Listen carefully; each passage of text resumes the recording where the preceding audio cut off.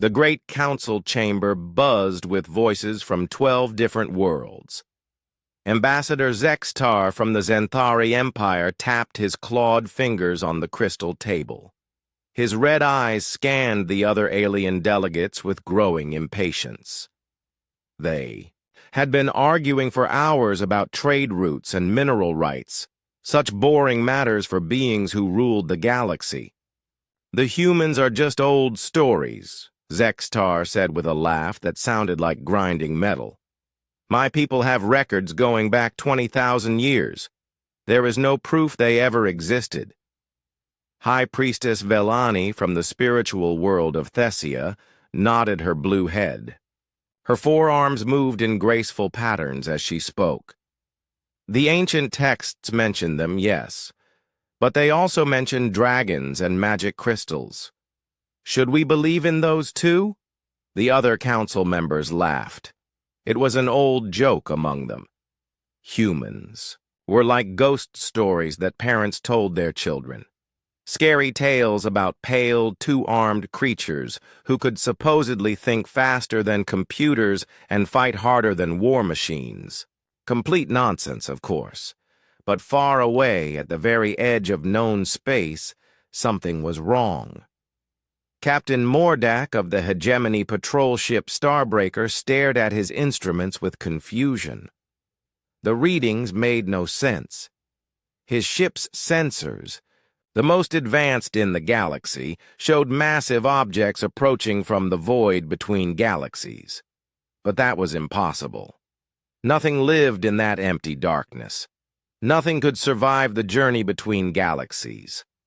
"Sir," his navigator called, out, voice shaking, "the gravity sensors are going crazy. Something huge is coming this way." Mordak checked the readings again. The objects were still too far away to see clearly, but they were moving fast. Really fast. And they were big. Bigger than anything in the galactic fleet records. "Send a message." "To High Command," Mordak ordered. "Tell them we have unknown contacts approaching from galactic north." Light years away, Admiral Kara Stone stood on the bridge of her flagship and watched the stars grow brighter. After 48,000 years in the cold darkness between galaxies, those points of light looked like jewels. Home, not Earth, which was long gone, but the galaxy where humanity first learned to reach for the stars. Kara was tall and strong, with short brown hair and calm gray eyes. She wore a simple black uniform that seemed to shimmer and move in ways that normal cloth never could. Behind her, the bridge crew worked quietly at stations that looked more like works of art than control panels. Everything hummed with a soft energy that made the air itself feel alive. "Status report," Kara said. Commander Ryan Blake, her second-in-command, turned from his station. His young face was serious but excited. "All ships reporting ready, Admiral. The fleet is holding formation perfectly. We should reach the galaxy's edge in 3 standard days." Kara nodded. 3 days to announce to the galaxy that humanity had returned. She wondered what they would find. When humans left, the galaxy had been full of wars and chaos. Now, according to their long-range scans, it seemed peaceful, organized. Someone had brought order to the stars. "Any response to our arrival?" she asked. "Not yet," Blake replied. "But we're being scanned. Primitive sensors, but they know something is coming." Lieutenant Lisa Grant looked up from the sensor station. She was young, maybe 25, with bright red hair and green eyes that seemed to see everything. "Admiral, I'm picking up communications chatter from several worlds. They seem confused about our approach vector." "Confused how?" "They keep saying nothing can come from that direction. Like they've never heard of the space between galaxies." Kara almost smiled. In some ways, the galaxy hadn't changed at all, still thinking too small. Still believing in limits that didn't really exist. Dr. Elena Rodriguez, the fleet's chief science officer, walked onto the bridge carrying a data pad. She was older than the others, maybe 50, with silver hair and kind brown eyes. But there was something about her that suggested she had seen things that would break lesser minds. "Admiral," Elena said, "I've been reviewing our intelligence on current galactic politics. It's quite interesting." "How so?" "They have something called the Galactic Council. 12 major species working together to keep peace. No major wars in over 5,000 years. It's actually impressive. But," Kara could hear the "but" in Elena's voice, "but they think they're the most advanced civilizations possible. Their technology has barely improved in millennia. They've grown comfortable with their limitations." Kara walked to the main view screen and stared at the growing galaxy ahead. They don't know what's possible yet. Behind them, the human fleet moved through space like living shadows. Ships that seemed to be made of solid darkness, powered by forces that bent reality itself. Each vessel was a work of art and a miracle of engineering. They didn't just travel through space, they convinced space to move around them. The fleet was not large by old galactic standards, only 3,000 ships, but each ship contained technologies that had been refined during 48,000 years of traveling between galaxies. Technologies that had been tested against forces and intelligences that made normal matter seem like a child's toy. "Sir," the communications officer called out, "we're receiving a transmission from the edge of the galaxy. Someone is trying to hail us." "Put it on screen," Kara ordered. The image that appeared showed Captain Mordak in his patrol ship. The alien looked nervous, his scales changing color rapidly. When he spoke, his voice was high and uncertain. "Unknown vessels. This is Captain Mordak of the Hegemony Patrol Fleet. You are approaching restricted galactic space. Identify yourselves immediately or we will consider you hostile." Kara looked at the alien on screen. He was trying to sound threatening, but she could see the fear in his movements. His ship's weapons were powered up, but they were primitive things. Energy beams and metal projectiles. The kind of weapons humans had used back when they thought physics had rules that couldn't be broken. "Should I respond?" the communications officer asked. Kara considered. First contact with the new galaxy. What humanity said now would set the tone for everything that followed. They could be diplomatic, friendly, careful not to scare anyone, or they could be honest about what they had become. "Open a channel," she said finally. The screen flickered, and suddenly, Captain Mordak was looking directly at a human for the first time in his species' recorded history. His eyes went wide with shock. "Captain Mordak," Kara said calmly, "this is Admiral Kara Stone of the Human Expeditionary Fleet. We are returning home." The alien captain's mouth opened and closed several times before he could speak. "Human? But humans are you're just stories. Myths."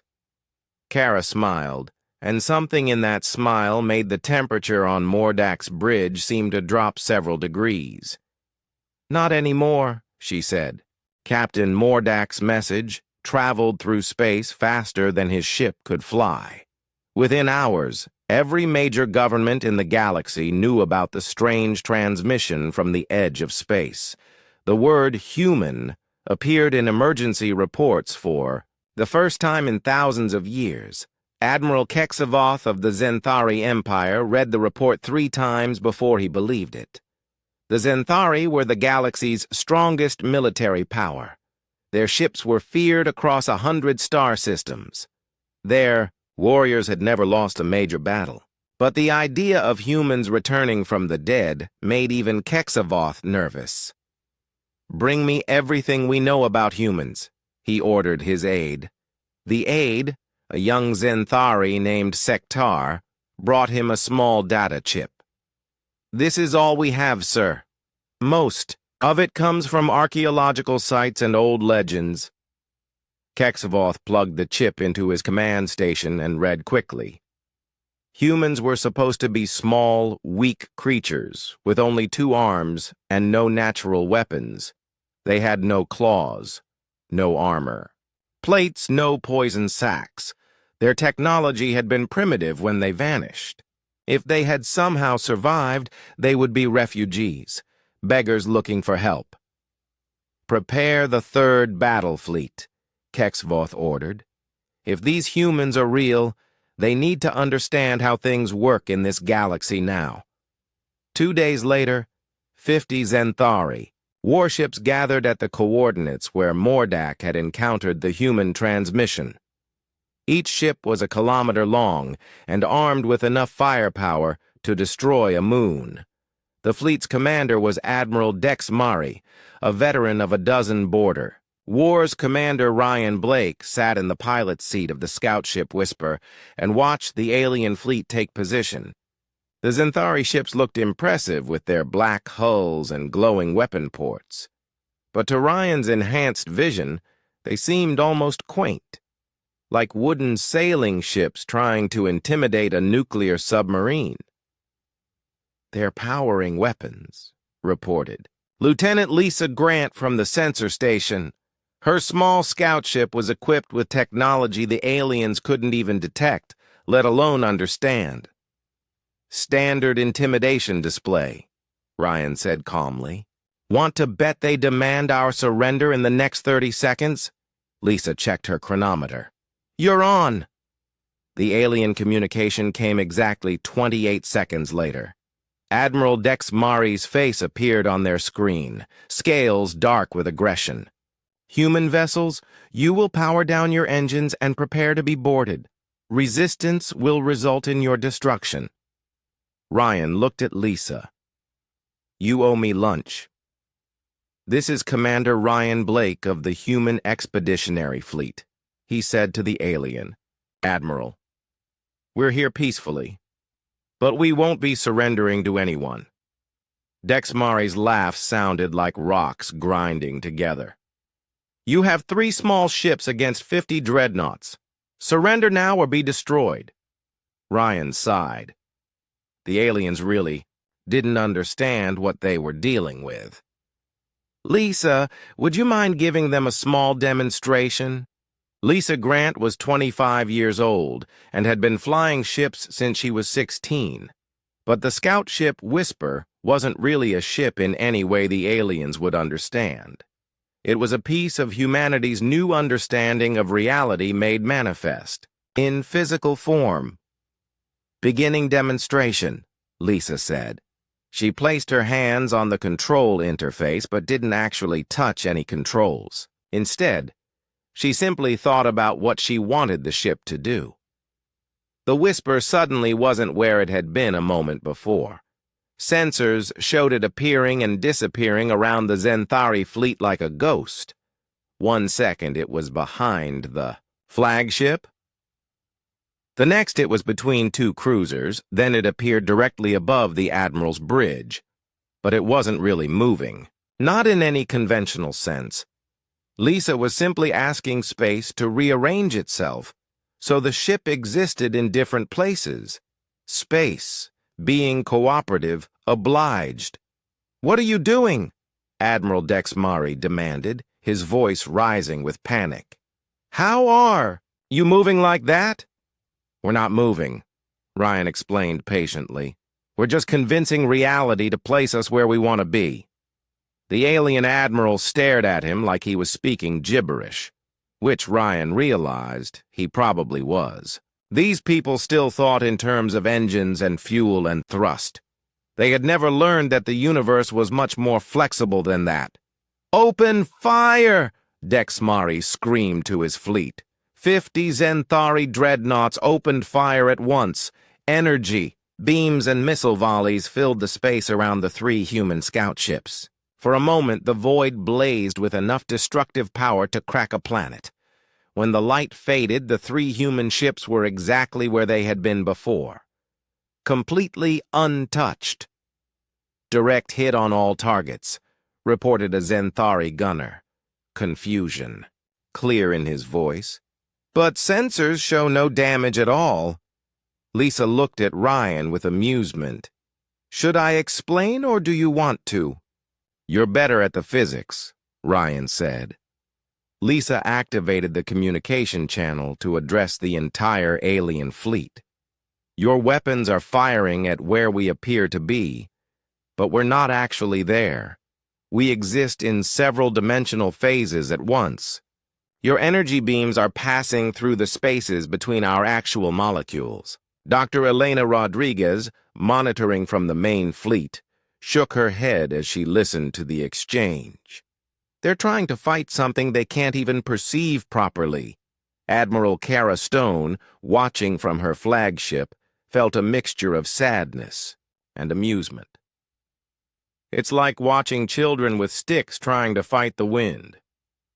Back in the Zenthari fleet, Admiral Dex Mari was experiencing the first major defeat of his career, and he couldn't understand how. His ships had fired everything they had. The humans should be dead. Instead, they were sitting there calmly, as if nothing had happened. "Sir," his tactical officer reported, voice shaking, "the human ships are doing something new." On the main screen, the 3 scout ships began to glow with a soft blue light.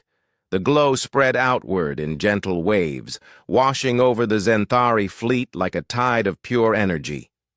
"Shields to maximum," Dex Mari ordered. "All power to defensive systems." But the blue energy didn't attack the alien ships.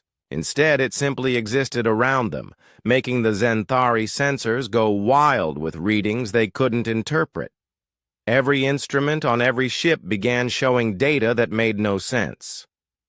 "What are they doing to us?" Dex Mari demanded. Ryan Blake's voice came through the communication system, still calm and patient. "We're not doing anything to you. We're just existing near you. Your sensors are detecting energies and forces they weren't designed to understand." "This is impossible," the alien admiral said. "No technology can do what you're doing." "You're right," Lisa Grant replied. "Technology can't do this. We're not using technology anymore. We're using understanding." Dr. Elena Rodriguez would later write in her report that this was the moment when the galaxy's conception of what was possible began to crumble. Not through violence or conquest, but through the simple demonstration that the laws of physics that the alien civilizations considered absolute were really just suggestions that could be politely ignored. The 3 scout ships hung in space, surrounded by 50 of the most powerful warships in the galaxy.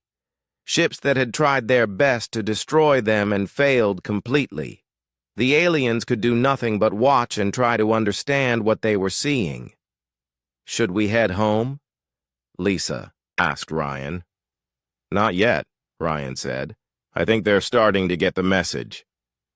Admiral Dex Mari stared at the human ships and realized that everything he knew about war and power and the nature of reality had just become useless. These creatures weren't just more advanced than his people. They were something entirely different.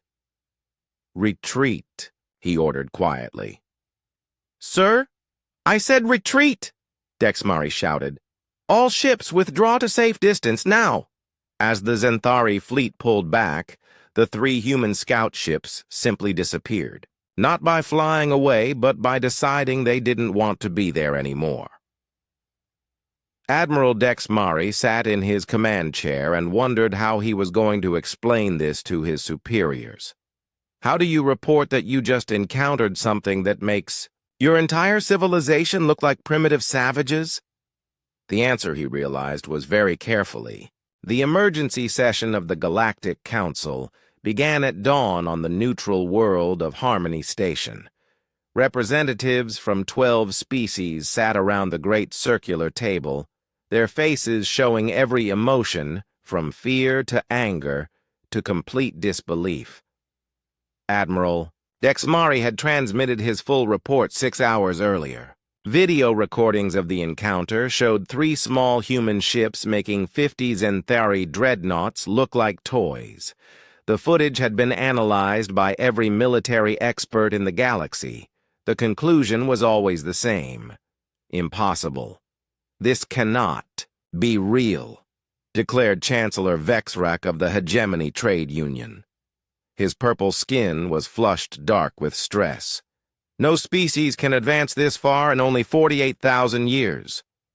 The evidence is right there, snapped Admiral Dexmari. His proud warrior's bearing was gone, replaced by the shell-shocked look of someone who had seen his entire worldview destroyed. I watched them ignore our most powerful weapons like they were toys. High Priestess Velani raised one of her 4 arms for attention. Perhaps we should consider that these beings are not the same humans that left the galaxy. Maybe something else found their ships and is pretending to be them. Does it matter? Asked General Mortax of the Krillian military state. He was a massive armored creature with 6 legs and multiple weapon arms. Whatever they are, they represent a threat to galactic stability. Ambassador Zextar leaned forward, his red eyes glowing with calculation. The question is not what they are. The question is what we do about them. Captain Susan Walsh sat in her ship 1 light-year away from Harmony Station and listened to every word being spoken in the council chamber. Her vessel, the Reconnaissance, Shipshadow's Edge, was equipped with sensors that could detect conversations through solid walls from interstellar distances. The aliens had no idea they were being monitored. Susan was a thin, athletic woman with short black hair and sharp blue eyes. She had spent the last 20 years in deep space reconnaissance, learning to gather intelligence from civilizations that didn't know they were being studied. It was delicate work that required patience and skill. "Are you getting all this?" she asked her communications officer, Lieutenant Jake Morrison. Jake nodded, his young face serious as he recorded the alien conversations. "Every word, Captain. Should we report back to Admiral Stone?" "Not yet," Susan said. "Let's see what they decide to do." In the council chamber, the debate was growing heated. The 12 species couldn't agree on anything except that humanity represented a problem that needed to be solved. "We should attempt peaceful contact," suggested Ambassador Felinar of the Peaceful Coalition. "Perhaps they can be reasoned with." "Reasoned with?" General Mortax's laugh sounded like grinding gears. "Did you see the same footage I did? They treated our strongest fleet like insects. Beings with that kind of power don't negotiate. They dictate." "Which is exactly why we need to act fast," Ambassador Zextar said. "Right now they only have a few ships in our galaxy. If we move quickly, we can destroy them before they bring in reinforcements." High Priestess Velani looked shocked. "You're talking about starting a war with beings who can ignore our weapons." "I'm talking about ending a war before it starts," Zextar replied coldly. "If we wait, they'll have time to establish bases and bring in their main fleet. Better to fight them now, while we still have a chance." Chancellor Vexrak nodded slowly. "The Zenthari represent our strongest military force. If 3 human ships can defeat 50 Zenthari dreadnoughts, what happens when they bring 100 ships? 1,000? "Exactly," said Admiral Dexmari, though his voice lacked conviction. "We need to hit them with everything we have while they're still vulnerable." Captain Susan Walsh shook her head as she listened to the alien leaders plan their attack. They still didn't understand what they were dealing with. To them, the human scout ships were just very advanced technology. They couldn't conceive of beings who had learned to exist beyond the normal rules of physics. They're planning a massive assault, she reported to Jake. They want to gather every ship in the galaxy for one coordinated attack. Should we warn Admiral Stone? She already knows, Susan said. The Admiral can monitor their communications better than we can. She's letting them plan this because she wants to see how they think. Dr. Maya Bell, the human fleet's chief engineer, sat in her laboratory aboard the flagship and studied the alien military reports that were being intercepted. Maya was a small, energetic woman with wild brown hair and eyes that sparkled with scientific curiosity. She had spent decades learning how to bend the laws of physics like clay. Fascinating, she said to her assistant, Dr. Alex Turner. They're planning to use over 10,000 ships in their attack, the largest military force in galactic history. Alex, a tall man with graying hair and gentle eyes, looked up from his own research. Think it will work? Maya laughed. Alex, they're planning to fight us using the same physics that we've learned to ignore. It would be like trying to defeat a digital computer with an abacus. Should we be concerned at all about their attack? No. About their inability to understand what they're facing? Yes. That could be a problem. Back on Harmony Station, the Galactic Council was reaching a consensus. Ambassador Zextar stood and addressed the assembly with the confidence of someone who believed he had found the solution to an impossible problem. Fellow counselors, he began, we face a threat unlike any in our recorded history. But we also face an opportunity. If we can defeat these humans, we will prove that the galaxy belongs to us, that no outside force can challenge our authority. And, if we can't defeat them, asked Chancellor Vexrak, then we die as free beings rather than live as slaves, Zextar replied. But I don't believe it will come to that. They may have advanced technology, but they only have a few ships. We have the entire galaxy. General Mortax activated a holographic display showing the galaxy's military assets. Red dots represented fleets from all 12 major civilizations. There were thousands of them, scattered across hundreds of star systems. The plan is simple, Mortax explained. We gather every available ship at the Kepler Nexus. When the humans arrive, we destroy them with overwhelming force. Even advanced technology has limits.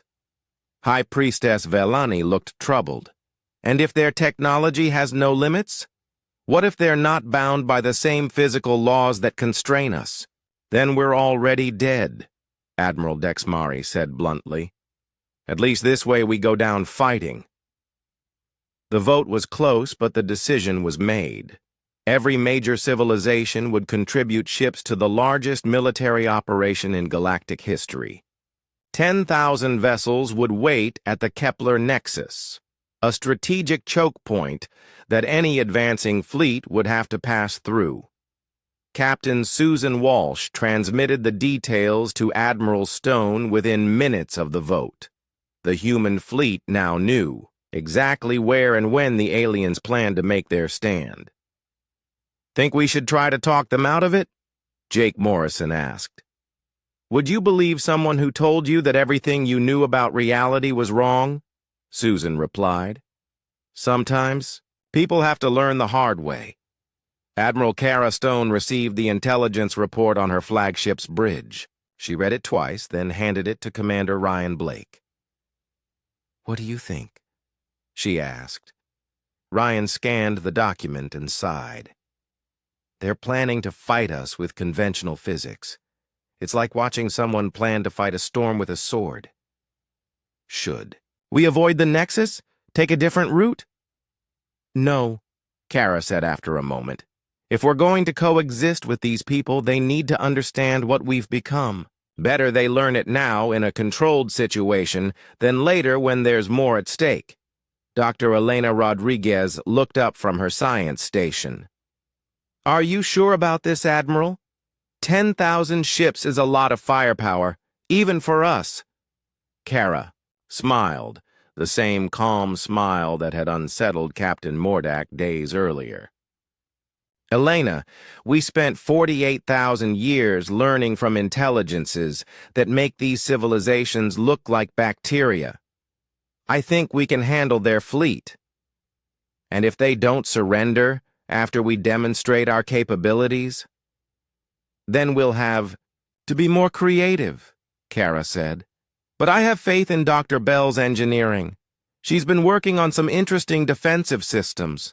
The stage was set. In 3 days, the largest military force in galactic history would meet 3,000 human ships at the Kepler Nexus. The aliens believed they were fighting for the freedom of the galaxy. The humans knew they were about to teach the galaxy. That freedom meant something completely different than anyone had imagined. The Kepler Nexus was a point in space where 3 major hyperspace routes crossed paths. For thousands of years, it had been a neutral meeting ground for traders and diplomats. Now it bristled with the largest military force the galaxy had ever seen. General Chris Parker stood on the bridge of the Zenthari command ship Worldbreaker and watched the final ships take their positions. 10,317 vessels from 12 different civilizations surrounded the Nexus point in a sphere of death. Every ship was armed and ready.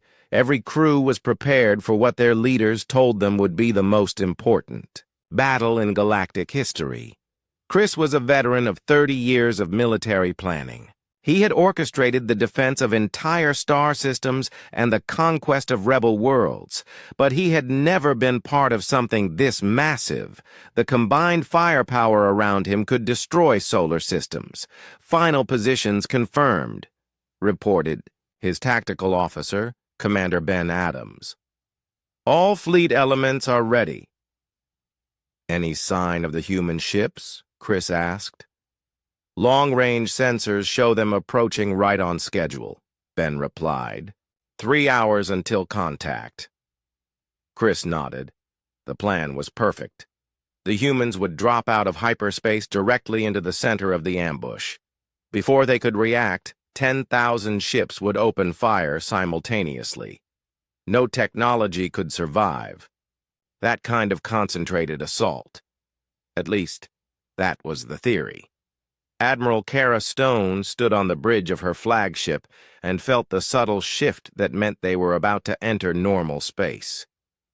Around her, the bridge crew worked with quiet efficiency. There was no tension, no fear, just the calm focus of people who understood exactly what they were capable of. Dropping to normal space in 30 seconds, announced the navigation officer. Dr. Bell, Kara said, "Are your defensive systems ready?" Dr. Maya Bell looked up from her engineering station with a grin. "More than ready, Admiral. I've been waiting to test these systems under combat conditions." "What exactly will happen when they open fire?" "Something they won't expect," Maya said. "I've programmed our ships to exist in 17 different dimensional phases simultaneously. Their weapons will be firing at echoes." "And then?" Maya's grin widened. "Then we show them what 48,000 years of learning has taught us about the nature of reality." The human fleet dropped out of hyperspace exactly where the aliens expected them to. 3,000 ships appeared in the center of the Kepler Nexus, surrounded by the largest ambush in galactic history. For exactly 5 seconds, nothing happened. Both sides stared at each other across the void. General Chris Parker was the first to break the silence. "All ships, open fire!" 10,000 ships fired as one. Energy beams, missile volleys, plasma cannons, gravity bombs, and every other weapon known to galactic science filled the space around the human fleet. The combined firepower was enough to crack planets and boil oceans. For 37 seconds, The space around the Nexus blazed with destructive energy. Every sensor in the alien fleet registered direct hits on human targets. The tactical computers calculated total destruction of the enemy force. When the light faded, all 3,000 human ships were exactly where they had been before. "Completely undamaged! Report!" General Chris shouted to his tactical officer. Commander Ben Adams stared at his instruments in complete confusion. "Sir, all weapons fired successfully. We registered direct hits on every target, but sensors show no damage to any human vessel." "That's impossible." "Yes, sir, it is impossible. But that's what the sensors are showing." Dr. Maya Bell activated the communication system from her engineering station. Her voice carried to every ship in the alien fleet, calm and friendly like a teacher addressing students. "Hello, everyone. My name is Dr. Maya Bell. I'm the chief engineer for the human fleet. I thought you might like to understand what just happened to your weapons." General Chris felt his blood turn cold. The human was talking like the massive attack had been nothing more than a minor inconvenience. "You see," Maya continued, "your weapons are designed to interact with matter that exists in 3 normal dimensions plus time. But our ships exist in 17 different dimensional phases at once. You've been shooting at shadows." On the bridge of the Zenthari dreadnought Starfury, Admiral Kexavoth stared at his weapons display in disbelief. "That's not possible. Nothing can exist in multiple dimensions simultaneously." Maya's voice came through the communication system again, still cheerful and educational. "Actually, everything exists in multiple dimensions. You just haven't learned to perceive them yet. Your weapons are passing through the spaces between our actual molecules." "Sir," reported the Starfury's science officer, "I'm detecting massive energy readings from the human ships. Something's happening." The human fleet began to glow with the same soft blue light that their scout ships had shown days earlier. But this time, the light was brighter. Much brighter. It spread outward in gentle waves, washing over the alien fleet like a tide of pure possibility. "What are they doing?" General Chris demanded. "Unknown, sir," Ben Adams replied, his voice shaking. "Our sensors can't interpret the energy patterns. It's like they're using forces that don't exist in our physics textbooks." Captain Alex Turner, serving as Admiral Stone's diplomatic officer, opened a communication channel to the entire alien fleet. Alex was a calm, soft-spoken man who specialized in first-contact situations. His job was to help alien species understand humanity without being too traumatic about it. "This is Captain Alex Turner of the Human Expeditionary Fleet," he said. "We want to make something clear. We could have destroyed your entire fleet before. You knew we were here. We didn't come here to fight you. We came to offer you something better." "What do you want?" General Chris asked, his voice barely controlled. "We want to teach you," Alex replied. 48,000 years ago, humanity left this galaxy as refugees. We've returned as something you can't imagine yet. We've learned to work with the fundamental forces of reality instead of against them.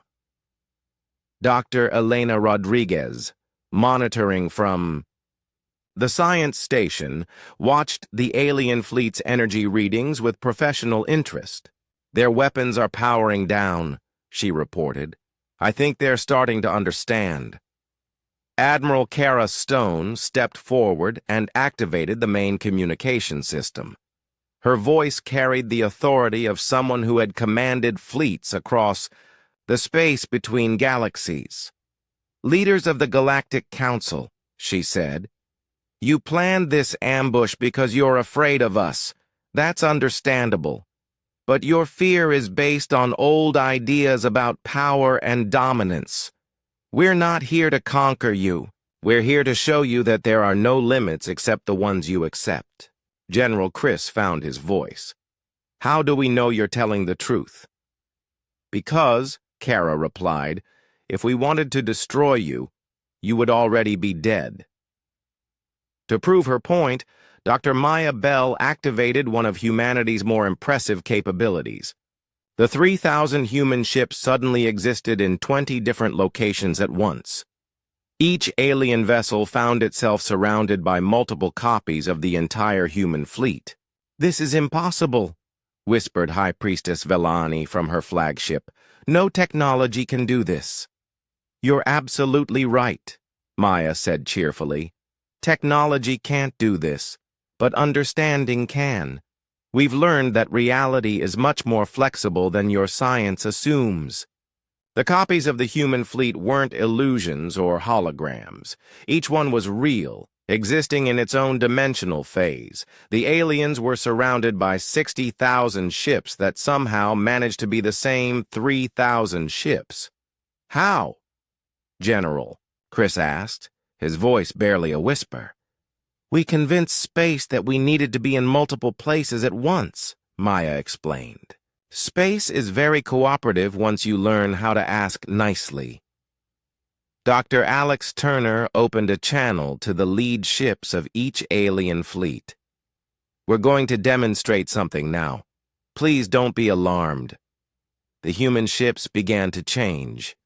Not physically, but in ways the alien sensors could barely detect.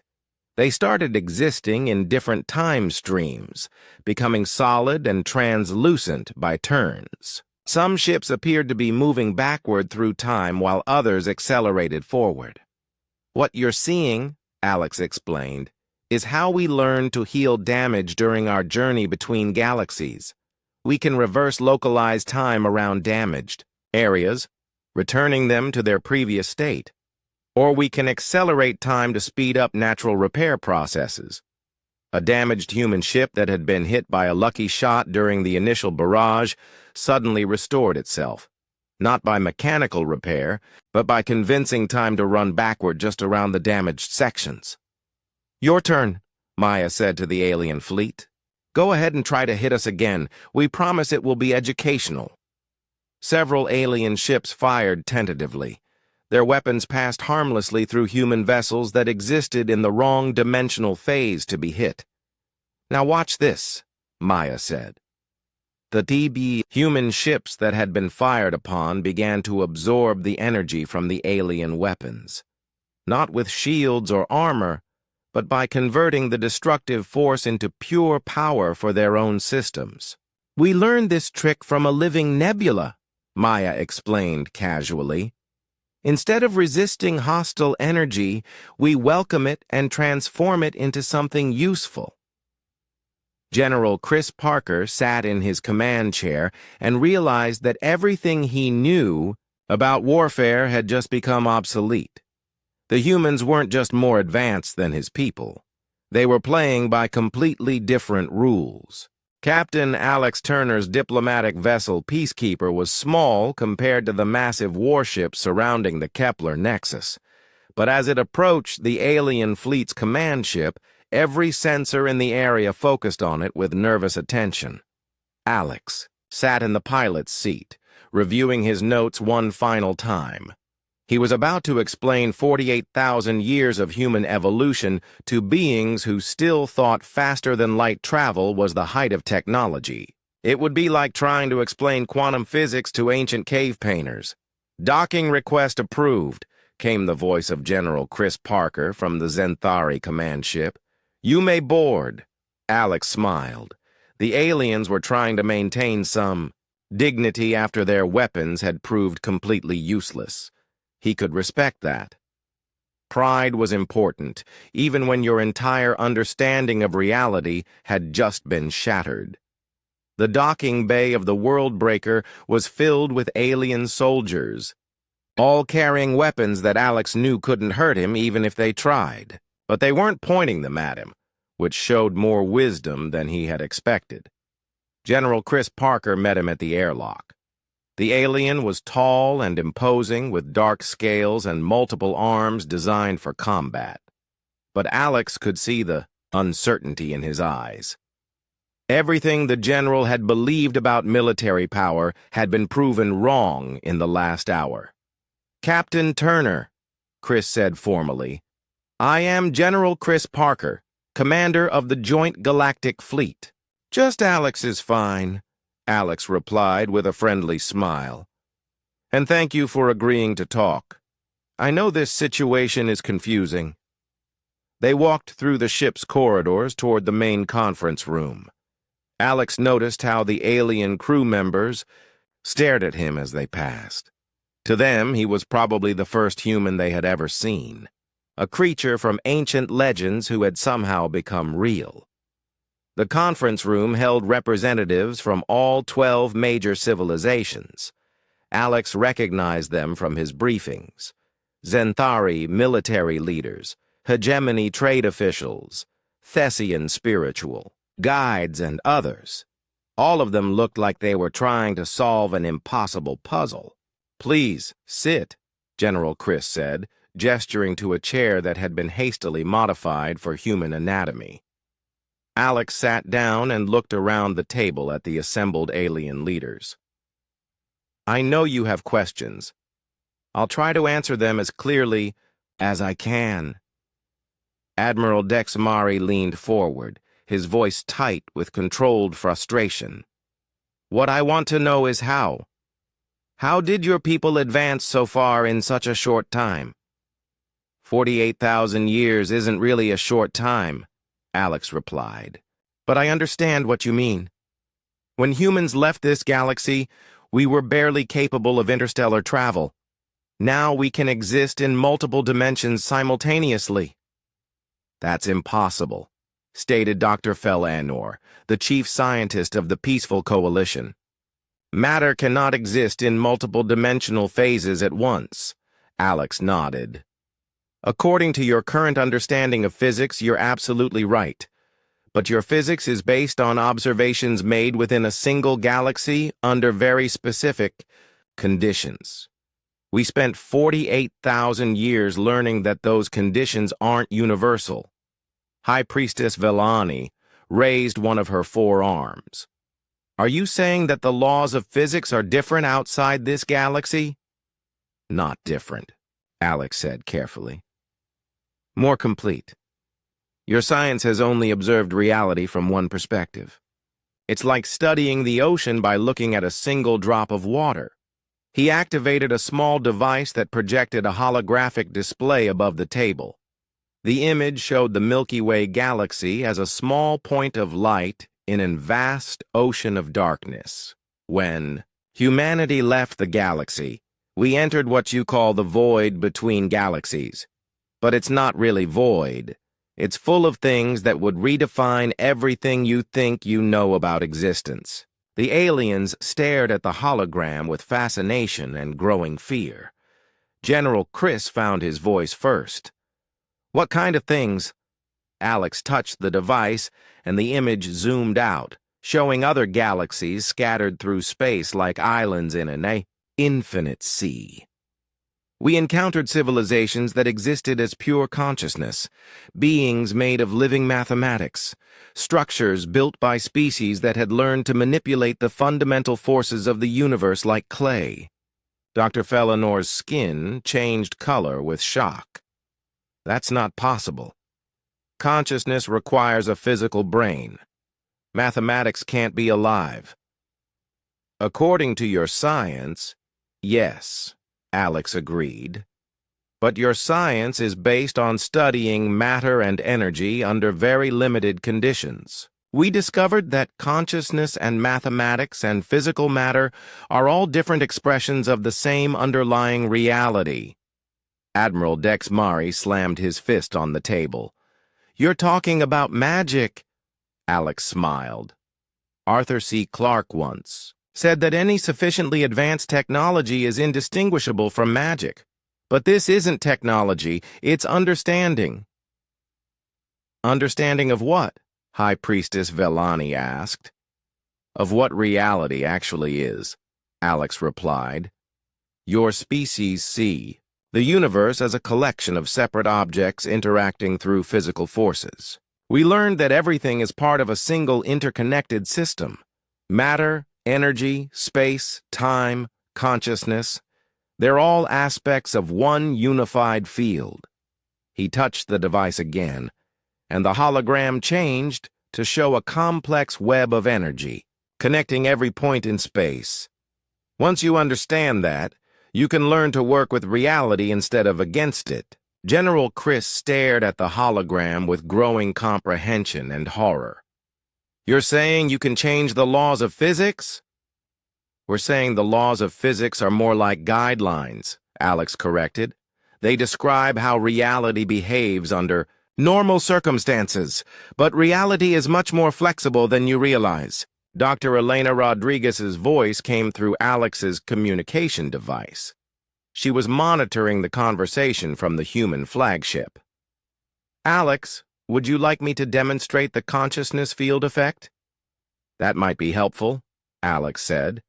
Suddenly, every alien in the room felt something impossible.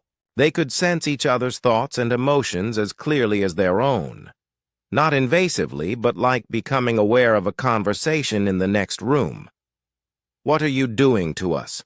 Admiral Dexmari demanded, though his mental voice carried more curiosity than fear. We're showing you the field that connects all conscious beings, Elena's voice explained through Alex's communicator. In the void between galaxies, we learned that every thinking mind is part of a vast network. Your species have been isolated from it by the gravitational effects of galactic matter. The shared consciousness lasted only a few seconds before Elena withdrew it. But in that brief moment, every alien in the room had experienced something that their science said was impossible. High Priestess Velani spoke first, her voice filled with wonder. That was beautiful. I could feel all of you. Your thoughts, your hopes, your fears. It's how we communicate during long-range operations, Alex explained. When your ships exist in 17 different dimensional phases, conventional radio doesn't work very well. Dr. Fellaner was frantically taking notes. How do you access this consciousness field? The same way you access any natural force, Alex replied. First, you have to accept that it exists. Then you learn to perceive it. Finally, you learn to work with it. And the dimensional phase shifting? General Chris asked. How does that work? Alex considered how to explain something that had taken humans thousands of years to understand. Matter exists in multiple dimensions naturally. You just can't perceive most of them. We learn to become aware of our own dimensional presence and consciously shift between phases. Is that how your ships can ignore our weapons? Partly. But it's also because we learn to convince matter to behave differently. Your weapons, fire energy that exists in 3 dimensions. Our ships exist primarily in dimensions that energy can't touch.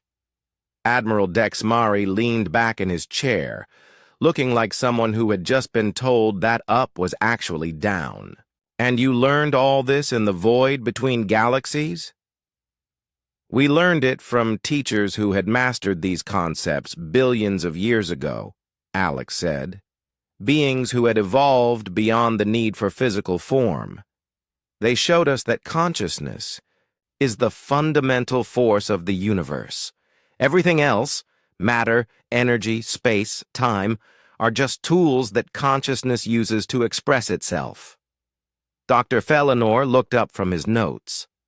These teachers, where are they now? Everywhere and nowhere, Alex replied. They exist as pure thought in the quantum foam that underlies reality. They're always there, always willing to teach, if you learn how to perceive them. Why haven't they contacted us?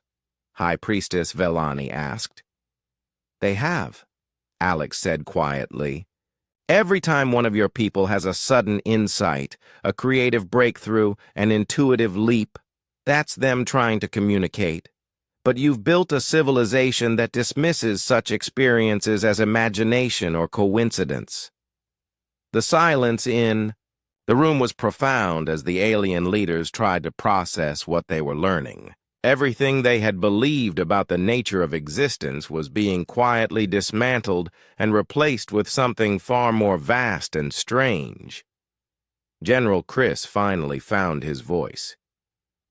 "What do you want from us?"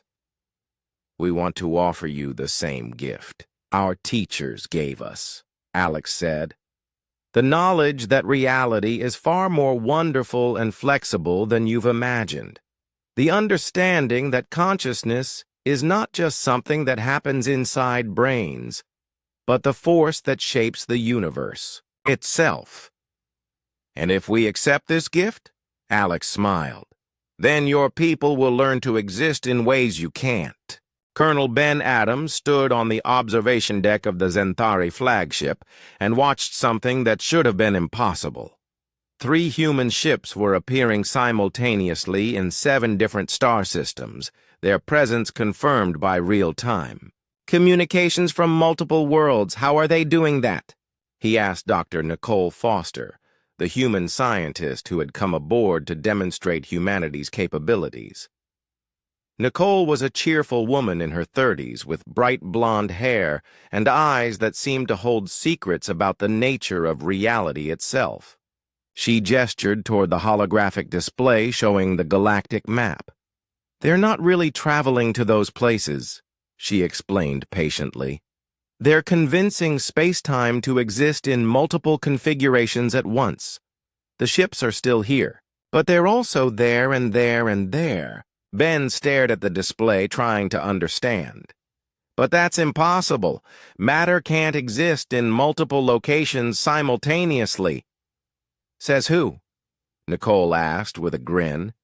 "Your physics textbooks? Those are based on observations made under very specific conditions. Reality is much more flexible than your science assumes." As if to prove her point, one of the human ships on the display suddenly existed in 15 locations instead of 7. Then 20. Then 50. Each location was confirmed by local sensors and direct observation. "The ship isn't dividing itself," Nicole continued. "It's simply choosing to exist in multiple quantum states at once. From its perspective, it's still in one place. From our perspective, it's everywhere it needs to be."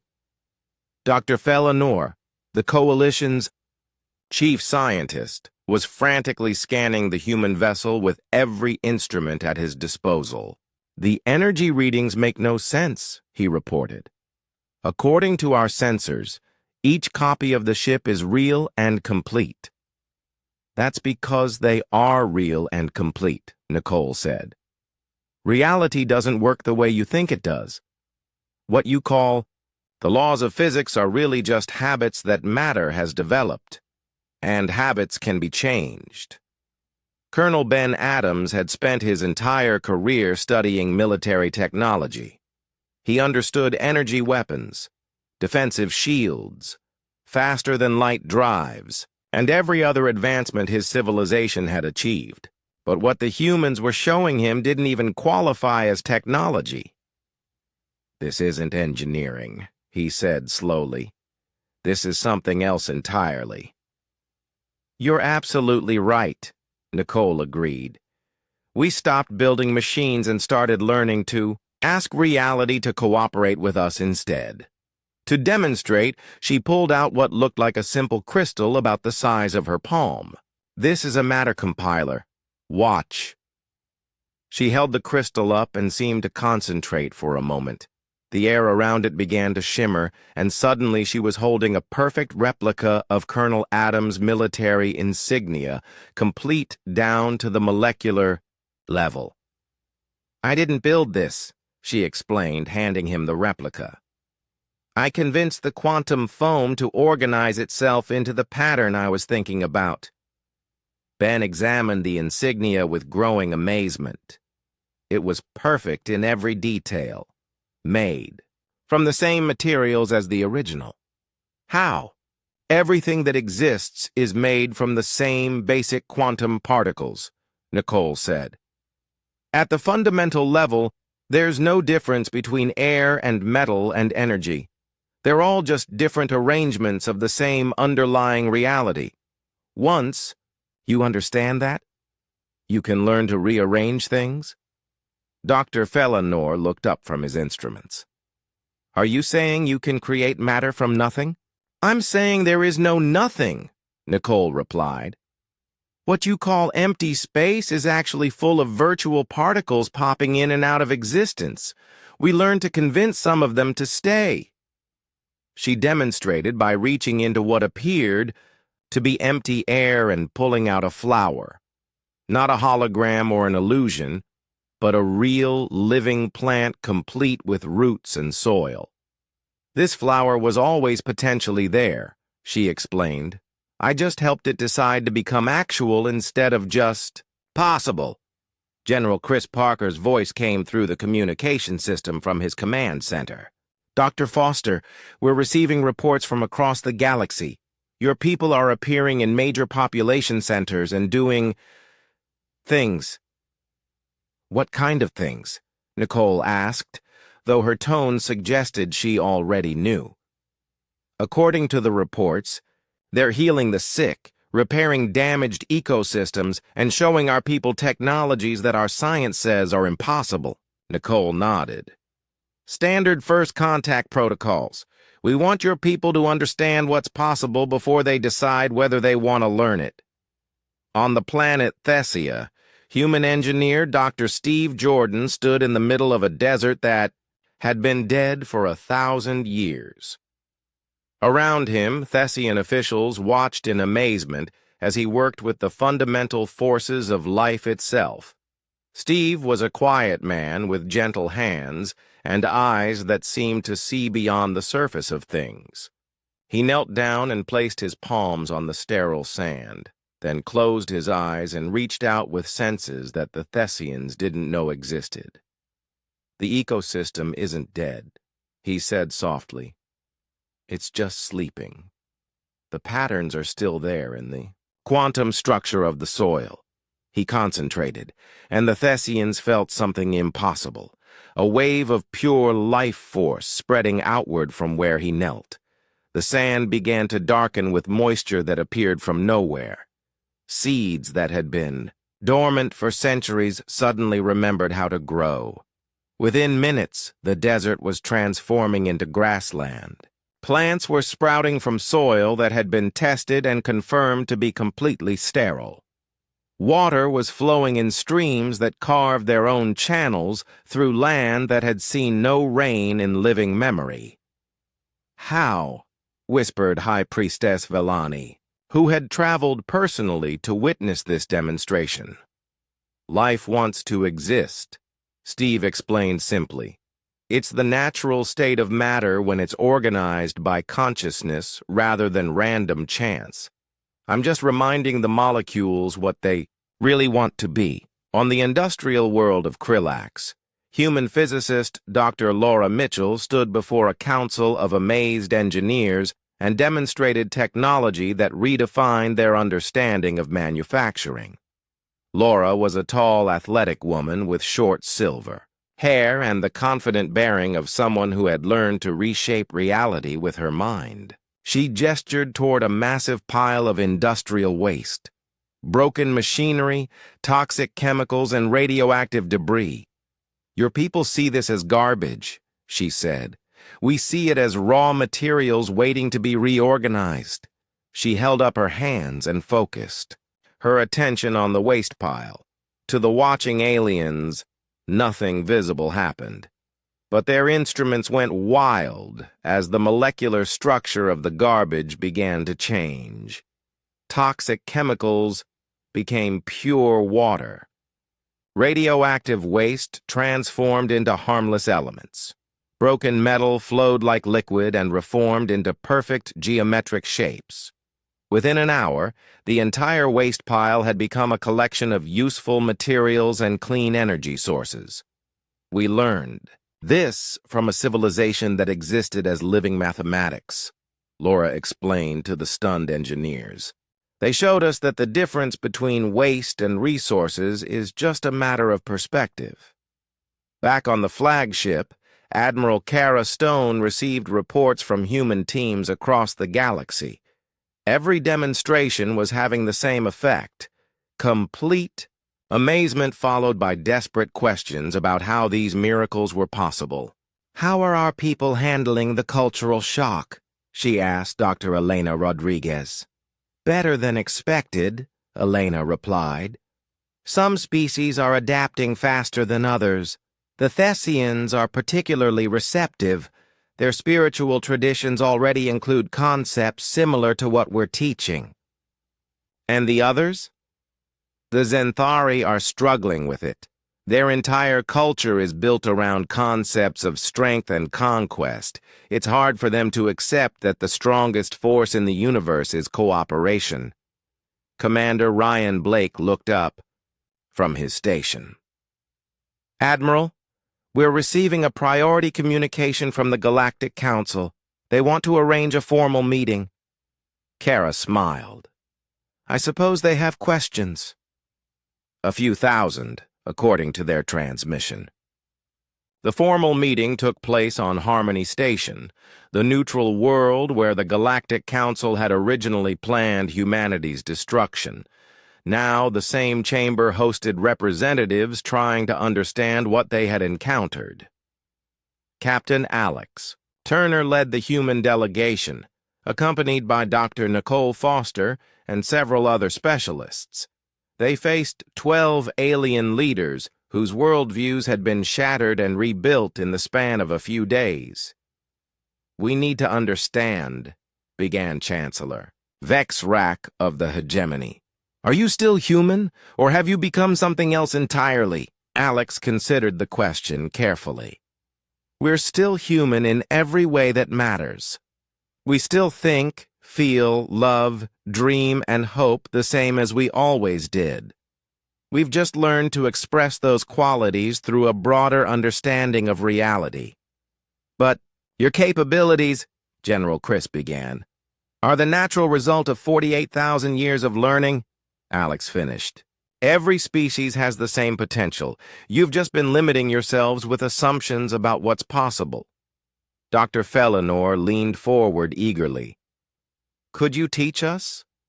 Could our people learn to do what yours can do?" "That depends," Dr. Nicole Foster replied. "Are you willing to accept that everything you think you know about physics is incomplete?" "What would we have to give up?" asked High Priestess Vellani. "Nothing except your limitations," Nicole said. "But for some people, limitations feel safer than possibilities." Admiral Dex Mari spoke for the first time in the meeting. Ambassador Rachel Gray stood in the main council chamber of Harmony Station and watched 12 civilizations struggle with the most important decision in galactic history. The debate had been going on for 3 days, with representatives arguing, pleading, and sometimes threatening each other over humanity's offer. Rachel was a diplomatic veteran with 20 years of experience in first contact situations. She had helped dozens of species navigate the transition from isolated world to galactic community. But she had never seen anything like this. The choice facing these civilizations wasn't just about joining a larger community. It was about accepting that reality itself was fundamentally different than they had believed. "The humans are asking us to abandon everything we know about science," declared Dr. Morketh of the Krillian Scientific Institute. His multiple arms gestured frantically as he spoke. "Thousands of years of research and discovery thrown away for mystical nonsense about consciousness shaping reality." High Priestess Vellani raised one of her 4 hands for attention. "Perhaps what they're offering isn't mystical nonsense. Perhaps our science has simply been incomplete." "Incomplete?" Dr. Morketh's voice rose to a screech. "Our science has given us faster-than-light travel, energy weapons, terraforming technology, and medical advances that have eliminated disease and aging. You call that incomplete? Compared to what the humans can do? Vellani replied calmly. Yes, very incomplete. Commander Steve Jordan, representing humanity in the discussions, listened patiently to the argument. He had expected this reaction. Every civilization went through the same stages when confronted with the truth about reality: denial, anger, bargaining, and eventually acceptance or rejection.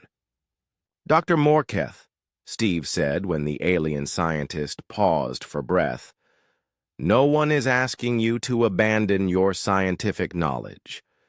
We're asking you to expand it. By accepting impossible claims about matter existing in multiple dimensions and consciousness shaping physical reality? By observing the evidence and drawing logical conclusions, Steve replied. Your own sensors have confirmed that our ships exist in multiple locations simultaneously.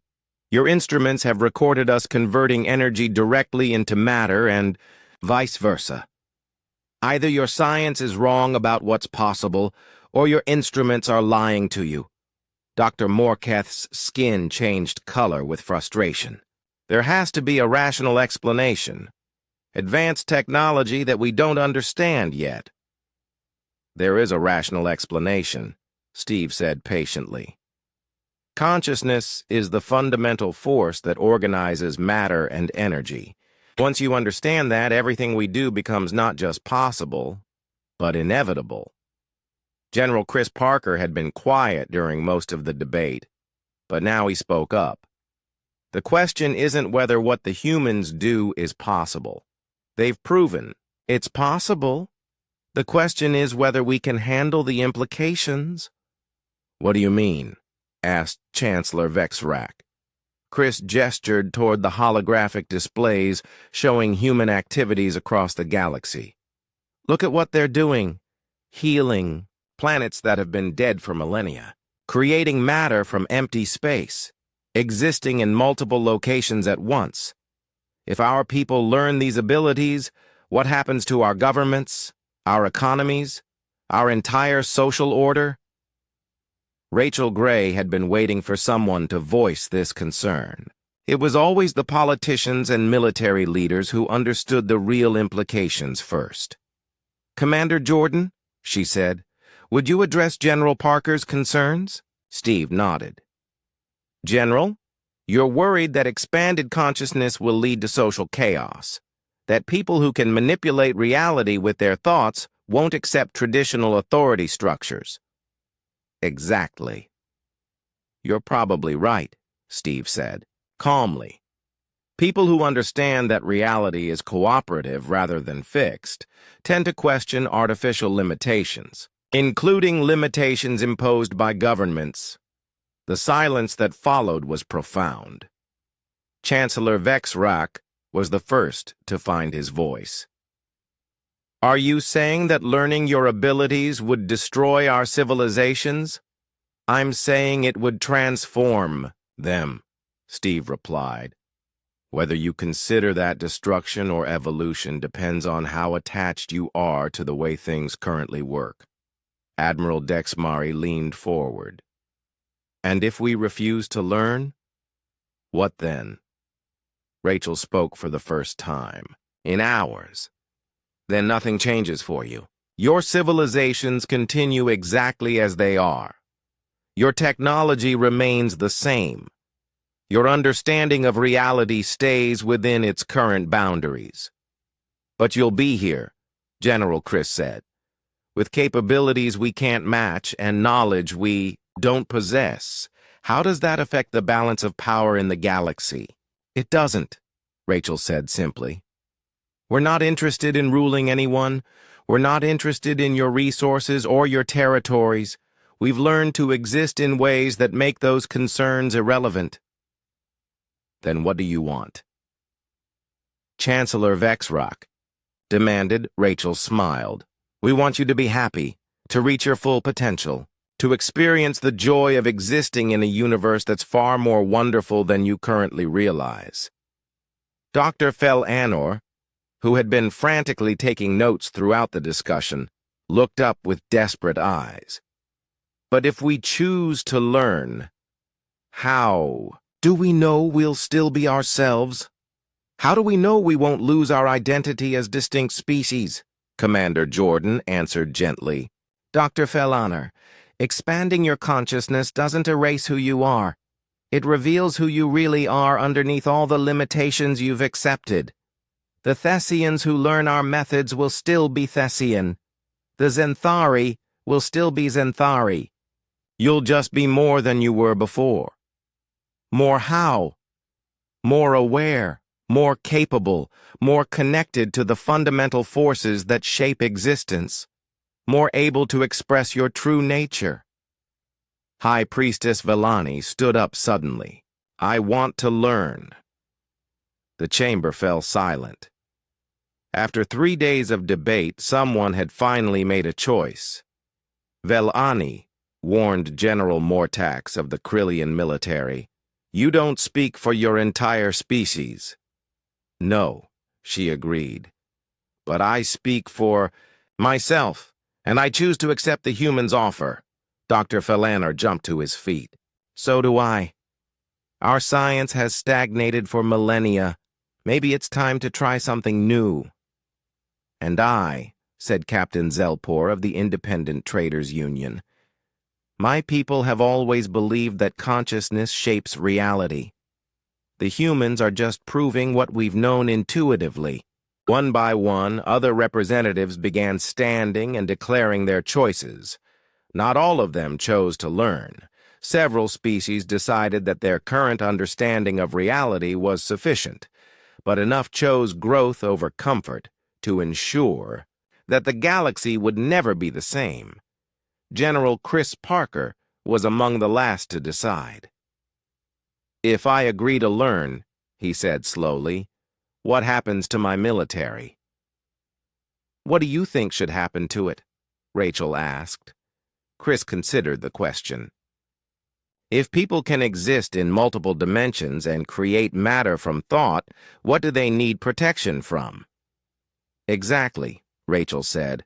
Military force becomes irrelevant when everyone understands that cooperation produces better results than conflict. And if some people choose not to learn, if they want to maintain the old ways, then they're free to do so, Steve said. But they'll be choosing to limit themselves in a galaxy where others have learned to transcend those limits. Chris stood up slowly. I've spent my entire life learning how to fight. Maybe it's time I learned how to do something else. Chancellor Vexrak remained seated. The Hegemony Trade Union will not participate in the experiment. We prefer our reality to remain rational and predictable. Several other representatives nodded agreement. The Krillian Military State, the Outer Rim Confederation, and the Industrial Collective all chose to maintain their current understanding of existence. Rachel nodded respectfully. That's your right, and we'll respect your choice completely. What? About trade relationships? Chancellor Vexrak asked. Economic cooperation? Will you isolate us if we refuse to join your consciousness expansion program? Why would we do that?